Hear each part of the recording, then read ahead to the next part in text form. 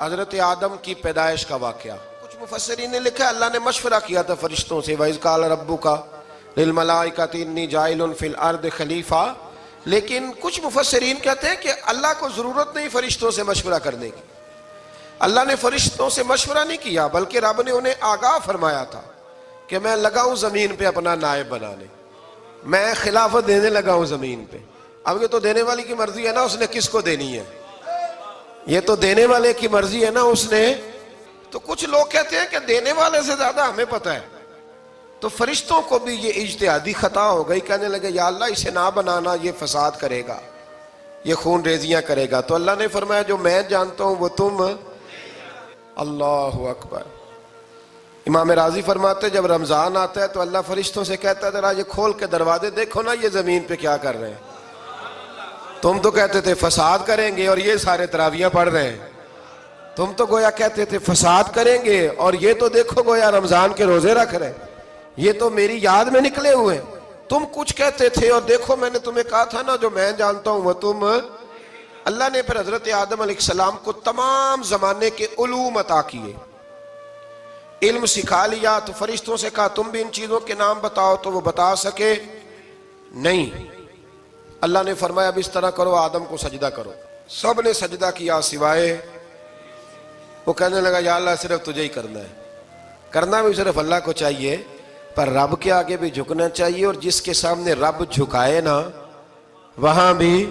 اور یہ جو عاجزی ہے نا، یہ جو جھکنا ہے یہ علم کے آگے ہے. ہماری مصیبت یہ ہے کہ ہم علم کے آگے بھی گردن جھکانے کو تیار نہیں ہوتے، وہاں بھی ہم خود عالم فاضل بن جاتے ہیں. تو فرمایا کہ سب سے کہا سجدہ کرو. سب نے سجدہ کیا سوائے ابلیس کے. تو پھر ہوا کیا وَكَانَ مِنَ الْكَافِرِينَ، وہ کافروں میں سے ہو گیا. پھر اللہ نے حضرت آدم کو اور جناب حوا کو نا مقام دے دیا جنت میں رہنے کے لیے، اور کہا سارا کچھ کھانا، درخت کے قریب نہ جانا. ابھی آپ کسی سے کہہ دیں تھوڑا سا کہ پیچھے نہ دیکھنا، یعنی اگر میری سمجھ لیں ادب کی وجہ سے کوئی 1.5-2 منٹ یا 6 منٹ نہیں بھی نہ دیکھے گا تو سوچے گا ضرور کہ پتہ نہیں اب پیچھے کیا ہے، مصیبت کیا ہے. یعنی آپ کہہ کے دیکھ لیں کسی کو پیچھے نہ دیکھنا. فطرت ہے نا انسان کی، وہ جستجو کرتا ہے. کہا اس درخت کے پاس نہ جانا. تو حضرت حوا سلام اللہ علیہ کہتے ہیں دل میں خیال رہتا تھا کہ آخر ہے کیا درخت کے پاس. یہی انسان کا عقیدہ توحید ہے کہ جہاں سے رب منع کر دے وہاں وہ منع ہو جائے. اور یہ ان کی خطا نہیں تھی، یہ اللہ کی حکمت تھی، چونکہ رب نے تو پہلے کہہ دیا تھا بنایا ہی زمین کے لیے، تو یہ تو سارا کچھ ہونا تھا تو زمین پہ آنا تھا نا. تو حضرت حوا اور جناب آدم کے پاس شیطان آیا. اب اس کو نکال تو دیا تھا پر ابھی اس کا جنت میں آنا جانا بند نہیں ہوا تھا، یہ بھی اللہ کی حکمت تھی. تو وہ کہنے لگا تمہیں پتہ ہے بعد میں مر جاؤ گے. تو حضرت حوا کہنے لگی کیا موت بھی آئے گی؟ کہاں، اس کی تکلیف بھی بڑی ہوگی، تو پھر بچیں گے کیسے؟ تو کہنے لگے پھل کھا لو اس درخت کا. تو بچنے کے لیے پھل کھایا تھا. جس طرح لوگ آج بہت سارے کام بچنے کے لیے کرتے ہیں پر بچ سکتے، بچنے کے لیے پھل کھایا. تو اللہ نے فرمایا زمین پہ چلے جاؤ. تو حضرت آدم زمین پہ آئے. پھر کئی 100 سال روتے رہے. فَتَلَقَّى آدَمُ مِن رَبِّهِ کَلِمَاتٍ، تو پھر اللہ نے خود ہی جناب آدم کو کچھ کلمے سکھائے. علامہ اسماعیل حقی فرماتے ہیں وہ کلمے یہ تھے کہ حضرت آدم نے میرے نبی کا وسیلہ پیش کیا، تو اللہ کریم نے جناب آدم کی دعا کو مقبول فرما لیا. پھر آگے بنی اسرائیل کا ذکر آ جاتا ہے. اللہ تعالیٰ نے بنی اسرائیل، آج آپ اسی قوم کو یہودی کہتے ہیں، ان کو اللہ نے اس زمانے میں فضیلت عطا کی تھی بہت زیادہ. تو عرب کے اندر جب نبی پاک علیہ السلام نے اعلان نبوت کیا تو کچھ لوگوں نے یہ کہہ دیا کہ اگر یہ یہودی کلمہ پڑھ لیں گے تو ہم بھی پڑھ لیں گے. تو پھر اللہ نے انہیں یاد کرایا کہ تم اصل میں کیا ہو، تمہیں کلمہ پڑھنا چاہیے.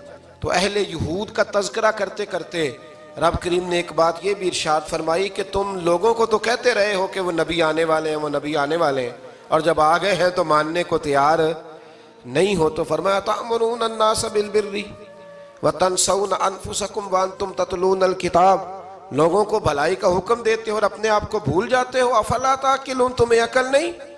پھر اللہ نے انہیں یہ بھی یاد کرایا کہ یاد کرو وہ زمانہ کہ جب فرعون نے خواب دیکھ لیا تھا کہ کوئی بچہ اس کی سلطنت کو تباہ کرے گا، تو پھر اس نے تمہارے بچوں کو ذبح کرانا شروع کیا اور تمہاری بیٹیوں کو چھوڑتا تھا.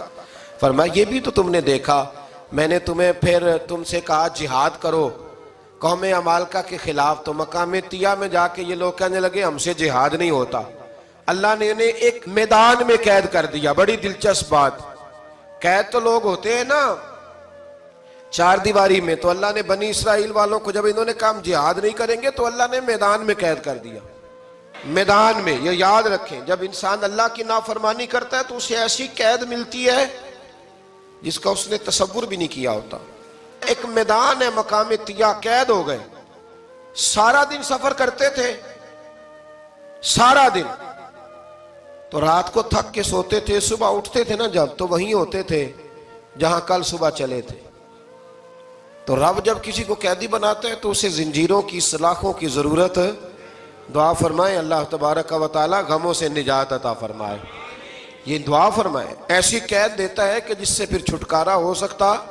تو بنی اسرائیل کا بہت زیادہ تذکرہ اس بارے میں اللہ تبارک و تعالی نے پھر بیان کیا، اور پھر کہا کہ انہیں جو حکم دیا جاتا تھا یہ اس کی سرتابی کرتے تھے، پھر اللہ نے ان پر ذلت نازل کر دی اور یہ ہمیشہ اس کا شکار رہے۔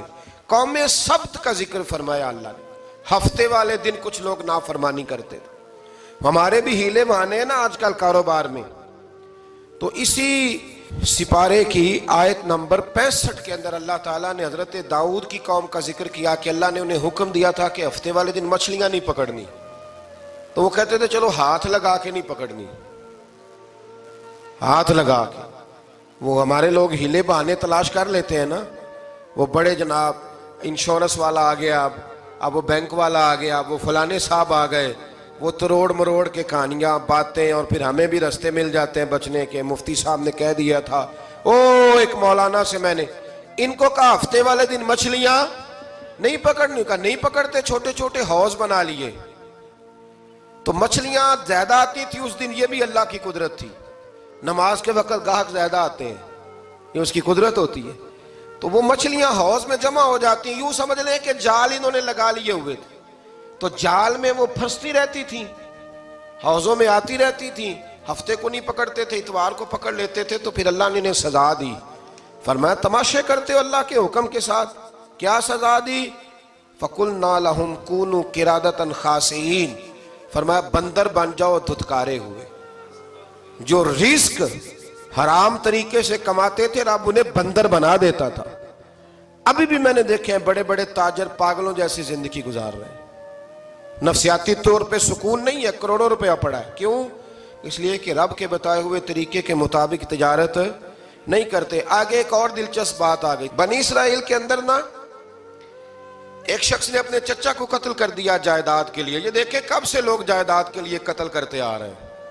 چچا کو قتل کر دیا، اور قتل کر کے حضرت موسیٰ علیہ السلام کے پاس آئے کہ میرے چچا کو کسی نے قتل کر دیا ہے، تو بتائیں کیا کرنا ہے؟ تو آپ نے فرمایا کہ گائے ذبح کرو، اور اس کا ایک ٹکڑا مقتول کو مارو، مرنے والے کو، وہ خود اٹھ کے بتا دے گا مجھے کس نے قتل کیا۔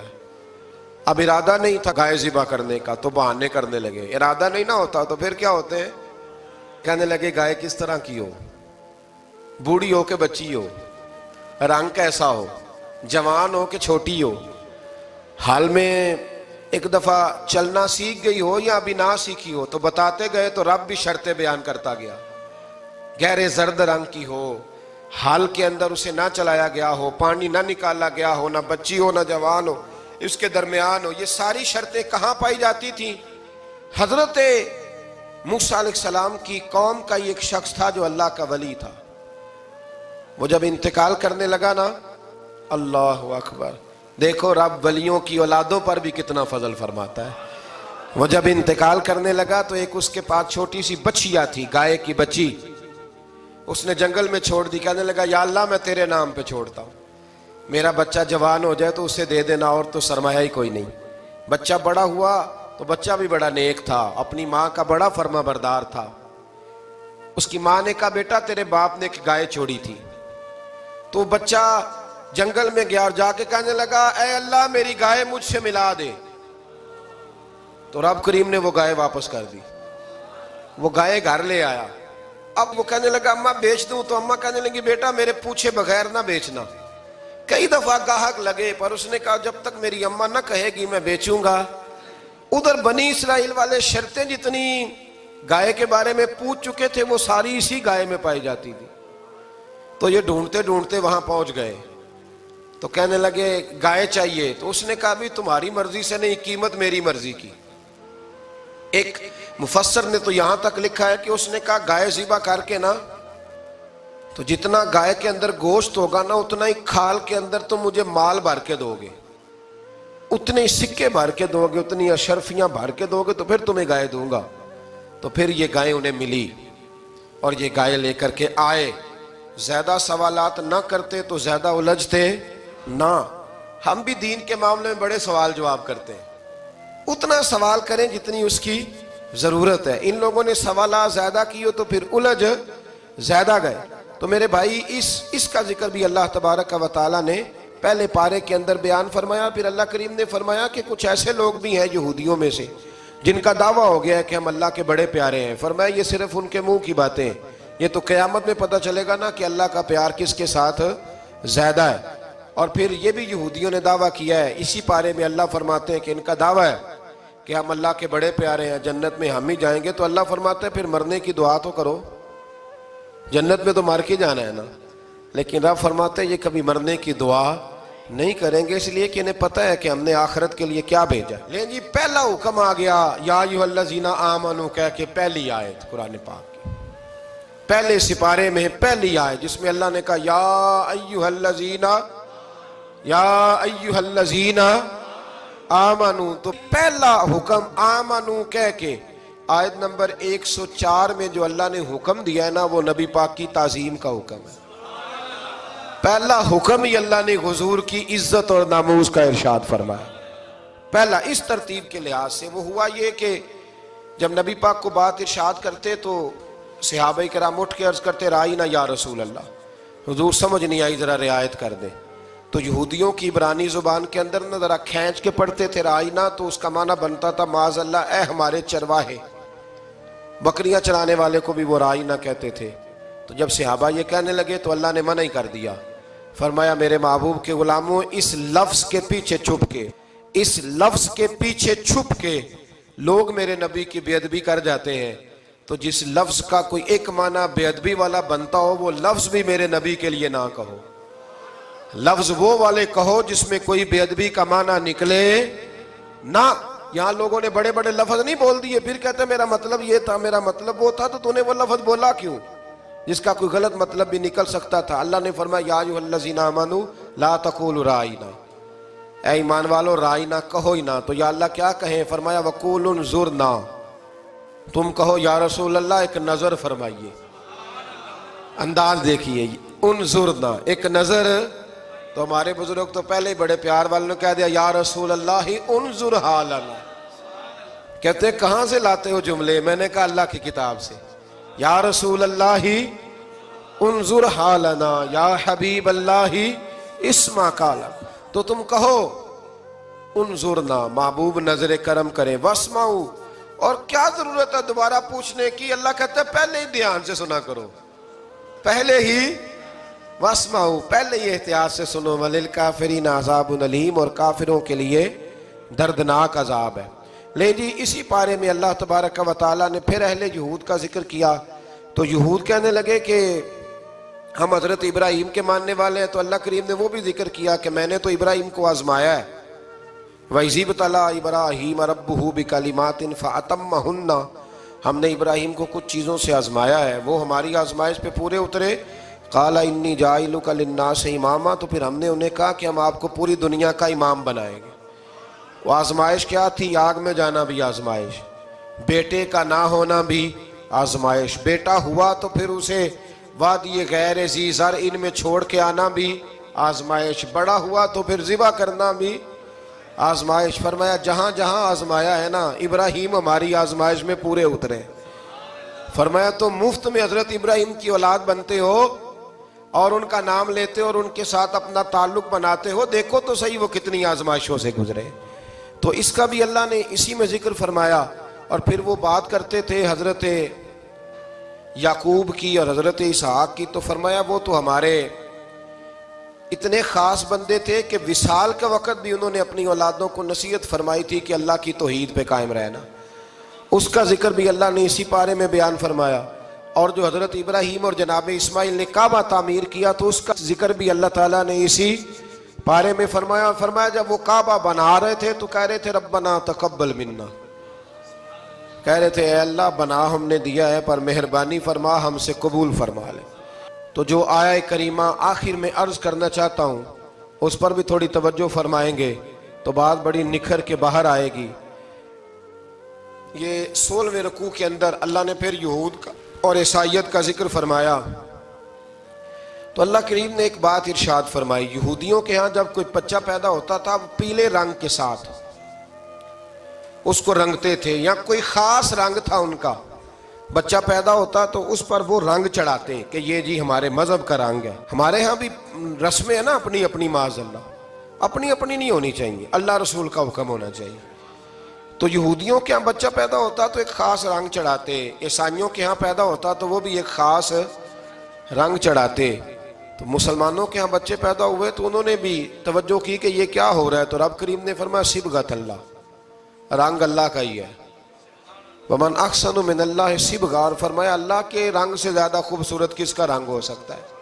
اللہ کا رنگ کیا ہے؟ لا الہ الا اللہ محمد الرسول اللہ صلی اللہ علیہ.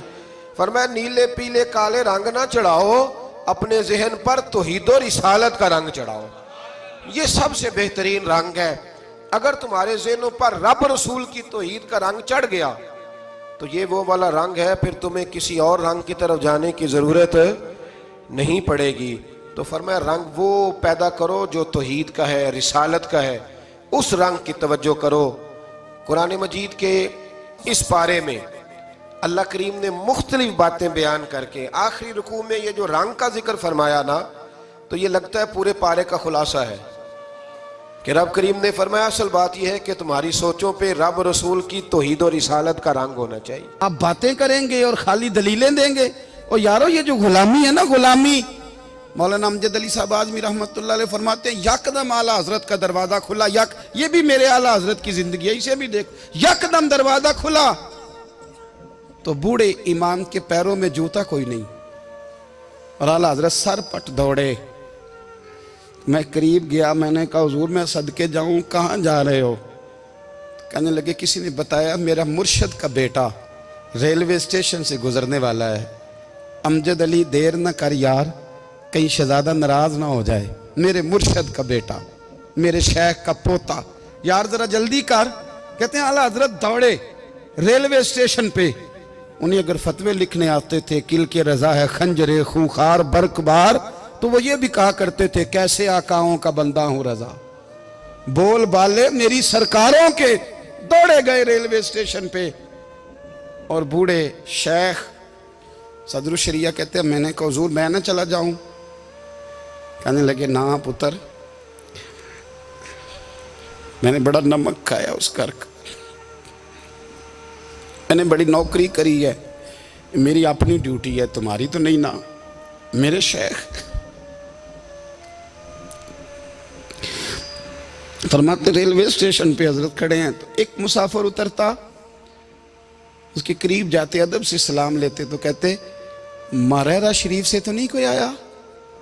کہتے وہ مسافر گزر جاتا، دوسرا آتا تو پھر قریب جاتے، کہتے وہ اس کے آستانے سے تو نہیں آئے، ادھر سے تو نہیں کوئی آیا. کہتے سارے گزر گئے، جن مسافروں نے اترنا تھا اتر گئے، ٹرین چل پڑی. تو میں نے کہا حضور کسی نے آپ کو غلط اطلاع دی تھی، شہزادے تو آئے نہیں. کہنے لگے یار اطلاع غلط تھی یا ٹھیک تھی پر یہاں تک آنے کا مزہ بڑا ہے. آپ سمجھ سکتے ہیں اعلیٰ حضرت کے دو بیٹے ہیں، حجت الاسلام مولانا حامد رضا خان صاحب اور مفتی اعظم عالم اسلام.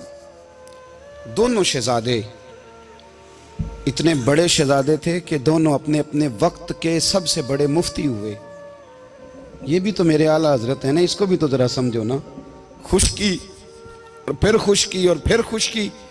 ایک دن پیر صاحب نے کہا، نوری میاں صاحب، کہ احمد رضا یار وہ بھینسیں رکھی ہوئی ہیں تو ان کو نا گیدڑ آ کے تنگ کرتے ہیں، تو دو کتے مل جائیں نا کبھی تو چلو رات کو پہرے داری کریں گے. दो कुत्ते मिल जाएं। मैं अक्सर सोचता हूँ कि आला हजरत तो आलिम थे, उनका कुत्तों से क्या लेना देना। हजरत जी आपने कुत्तों की बात करनी थी तो किसी दुनियादार से करते। दो कुत्ते मिल जाएं तो ज़रा जानवरों की देखभाल करेंगे। फरमाया हुजूर सवेरे ही आ जाएंगे। भाई आपका तो ये शुगर ही नहीं, तो आप कहाँ से लाएंगे। दिन चढ़ा तो दोनों बेटों के गले में रस्सियां डाली। आला हजरत को सिर्फ आप फतवे की रोशनी में देखते हैं, आपको उस शख्स के दर्द का नहीं पता, उसके जायके का नहीं पता, वो किस स्टेज का आदमी है, स्टेटस क्या है तरीकत में, शरीयत में, इश्क में। दोनों शहजादों के गलों में रस्सियां और पकड़ा हुआ है। तो नूरी मियाँ साहब कहते हैं मैं चारपाई पे बैठा था तो नीचे बिठाल दिए दोनों बच्चे। मैं उठ के खड़ा हो गया। मैंने कहा मौलाना ये क्या। कहने लगे हुजूर ड्यूटी भी करेंगे और रोटी भी नहीं मांगेंगे। जिन्हां तना विच इश्क न रचिया कुत्ते हो ना थी चंगे, मालक देकर राखी कर दे साबर भुखे नंगे। किधर गया ज़ौक़, किधर गया वो दर्द।